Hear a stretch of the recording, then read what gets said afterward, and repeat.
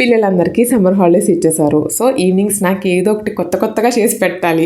రొటీన్గా పెడితే తినరు. అలాంటప్పుడు సమోసాలు ట్రై చేయండి. హెల్దీ వర్షన్లో బయట కన్నా మనం ఇంట్లోనే చేయొచ్చు. ఇందులో మోస్ట్ డిఫికల్ట్ టాస్క్ ఏమైనా ఉంది అంటే అది ఆయిల్లో డీప్ ఫ్రై చేయడమే. సమ్మర్ కదండి, బాగా సెగ కొడుతుంది. అది తప్ప మిగతాదంతా చాలా సింపుల్. నేను ఇంకా సమోసా షీట్లు కూడా బయట నుంచే తెప్పించేసుకున్నాను. జెప్టోలో ఆర్డర్ చేసేసాను. 110 రూపీస్ పట్టింది. ఒక బిగ్ సైజ్ ఆనియన్ తీసుకున్నాను. కట్ చేసేసి ఫ్యాన్ కింద ఒక 15 మినిట్స్ అలా ఆరబెట్టేసాను అనమాట. దాంట్లో ఉన్న తేమంతా పోతుంది కదా. ఇంకా ఒక పావు గంట అయిన తర్వాత ఆ సమోసాలోకి ఉప్పు, కారం, చాట్ మసాలా అలానే కొత్తిమీర వేసి మిక్స్ చేసేసేయండి. స్పూన్తో కాకుండా చక్కగా చేత్తోనే పిసికి పడేయండి. సో దట్ ఏంటంటే ఆ ఉల్లిపాయలోకి మనం పట్టించిన ఉప్పు, కారం అంతా చక్కగా వెళ్ళి బాగుంటుంది అనమాట.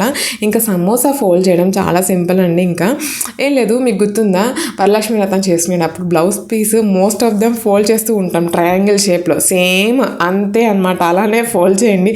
వీడియోలో కూడా నేను మీకు క్లియర్గానే చూపించాను. పెద్ద బ్రహ్మ విజయం కాదు, సింపుల్గానే అయిపోతుంది. మరి ఇది దేంతో దాంతో అతికించుకోవాలి కదా కులువులాగా. అందుకని చెప్పి ఒక మైదా పిండి కొంచెం ఒక 2 టేబుల్ స్పూన్స్ తీసుకుని కొంచెం వాటర్ యాడ్ చేసుకుని దాన్ని ఒక పేస్ట్ లాగా కలిపేసుకుని ఎడ్జెస్కి అంటించేసుకొని సమోసాలు అయితే ఫ్రై చేసేసేయండి. ఆయిల్ ఫ్రై చేసేటప్పుడు మీడియం టు లో ఫ్లేమ్లో పెట్టుకుని అడ్జస్ట్ చేసుకోండి.